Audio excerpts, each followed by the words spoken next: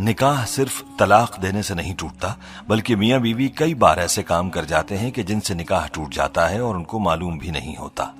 आज की वीडियो में हम आपको 7 ऐसे कामों के बारे में बताने वाले हैं कि जिनकी वजह से निकाह खुद ब खुद टूट जाता है। इन कामों के बारे में हर शादीशुदा मर्द और औरत को मालूम होना चाहिए ताकि वो इन कामों से दूर रहकर अपने निकाह को महफूज रख सकें।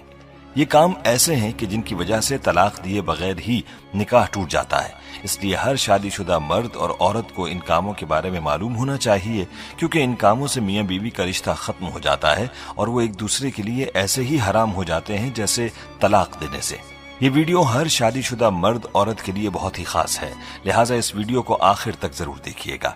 वीडियो में आगे बढ़ने से पहले आपसे गुजारिश है कि अगर आपने हमारा चैनल सब्सक्राइब नहीं किया हुआ तो अभी हमारे चैनल को सब्सक्राइब करें और साथ मौजूद बेल आइकन को भी क्लिक करें ताकि हमारी आइंदा वीडियोस का नोटिफिकेशन आपको मिलता रहे। वीडियो को लाइक और शेयर करें और हमारी तमाम बहनों और भाइयों से गुजारिश है कि दुरूद पाक की बरकत से होने वाली दुआ में शामिल होने के लिए अपना नाम कमेंट सेक्शन में जरूर लिखें और हमारी दुरूद पाक की महफिल का हिस्सा बने। दोस्तों, मियां बीवी को चाहिए कि इन 7 कामों से हमेशा दूर रहें, कहीं ऐसा ना हो कि इनका निकाह टूट जाए और उनको पता ही न चले और वो एक दूसरे के लिए हराम हो जाए। याद रहे कि निकाह अल्लाह का हुक्म और नबी पाक सल्लल्लाहु अलैहि वसल्लम की अहम सुन्नत है। निकाह की अहमियत पर भी हम बात करेंगे, लेकिन पहले आपको उन 7 कामों के बारे में बताते हैं कि जिनसे निकाह बगैर तलाक ही के टूट जाता है। मतलब ये कि मियां बीवी का रिश्ता अपने आप ही खत्म हो जाता है।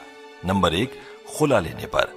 दोस्तों, जिस तरह मर्द को अल्लाह ने यह हक दिया है कि वो औरत को तलाक दे सकता है, तो इसी तरह से औरत के पास भी यह हक होता है कि अगर वो किसी वजह से अपने शौहर के साथ न रहना चाहे तो वो खुला ले सकती है।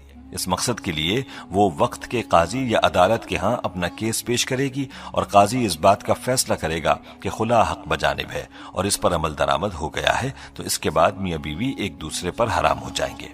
नंबर 2, ऐला। दोस्तों, अब आपके जहन में सवाल होगा कि ये क्या है। तो ऐला उसको कहते हैं कि शौहर अपनी बीवी के साथ हमबिस्तरी न करने की कसम खा ले, तो ऐसी सूरत में बीवी अपने शौहर से अलहदगी इख्तियार कर सकती है और वो तलाक के बगैर ही ऐला कर सकती है। नंबर 3, किसी एक की मौत हो जाने पर। प्यारे दोस्तों, अगर किसी हादसे में या फिर किसी भी वजह से अगर शौहर फौत हो जाता है तो उसकी बीवी का अपने शौहर से निकाह खुद ब खुद ही टूट जाता है। इसी तरह से अगर बीवी फौत हो जाए तो उसके शौहर का अपनी बीवी से निकाह टूट जाता है। तो मालूम हुआ कि किसी एक फरीक के फौत हो जाने से मियां बीवी का निकाह खुद ब खुद ही टूट जाता है। नंबर 4, इस्लाम छोड़ने पर। दोस्तों, अगर मियां बीवी में से कोई एक भी इस्लाम को छोड़कर कोई दूसरा मजहब इख्तियार कर लेता है तो ऐसी सूरत में भी निकाह टूट जाता है। चाहे मियां इस्लाम को छोड़े या बीवी इस्लाम से खारिज हो जाए तो निकाह बाकी न रहेगा और बगैर तलाक ही मियां बीवी का निकाह खत्म हो जाएगा। अगर इस्लाम छोड़ देने के बाद भी मियां बीवी एक साथ रहते हैं तो इनका आपस का ये ताल्लुक जायज नहीं रहता, बल्कि ये ताल्लुक हराम हो जाता है। नंबर 5, किसी एक के लापता होने पर। दोस्तों, अगर मियां या बीवी में से कोई एक लापता हो जाता है या घर छोड़ चला जाता है और उसकी कोई खबर नहीं, तलाश करने के बाद भी उसका पता नहीं चलता और काफी अरसा गुजर जाता है, तो ऐसी सूरत में भी निकाह टूट जाता है। अब सवाल यह है कि ये कितना अरसा है। तो एक रिवायत में 3 साल का जिक्र मिलता है, यानी मियां या बीवी के लापता होने के बाद 3 साल का अरसा गुजर गया और कुछ पता न चला तो निकाह खुद ब खुद ही टूट जाएगा। ऐसी सूरत में मियां बीवी चाहें तो किसी दूसरे के साथ निकाह कर सकते हैं।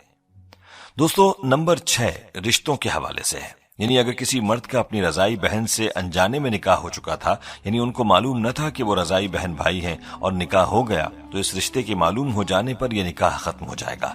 क्योंकि जिस तरह हकीकी बहन भाई का निकाह नहीं हो सकता, इसी तरह रजाई बहन भाई भी निकाह नहीं कर सकते और अनजाने में निकाह होने की सूरत में यह निकाह उसी वक्त टूट जाएगा जिस वक्त रिश्ते के बारे में इल्म हो जाएगा।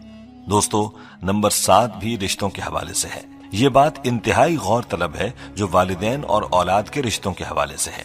दोस्तों, अगर बेटा या बेटी 9 साल की उम्र को पहुंच जाएं तो माँ बाप को चाहिए कि वो इनको अपने पास ना सुलाएं, यानी बाप बेटी को अपने पास ना सुलाए जब वो 9 साल की हो जाए और माँ अपने बेटे को अपने पास ना सुलाए जब वो 9 साल का हो जाए, बल्कि उनके साथ प्यार करने में भी एहतियात करें और उनके जिस्म को अपने जिस्म से दूर रखें। क्योंकि अगर बाप और बेटी के करीब होने से बाप की शहवत या बेटी की शहवत जाग गई तो मियां बीवी का रिश्ता टूट जाएगा। और यही सूरत माँ और बेटे की है कि अगर माँ और बेटा एक दूसरे के करीब हुए और उनकी शहवत जाग गई तो भी निकाह टूट जाएगा।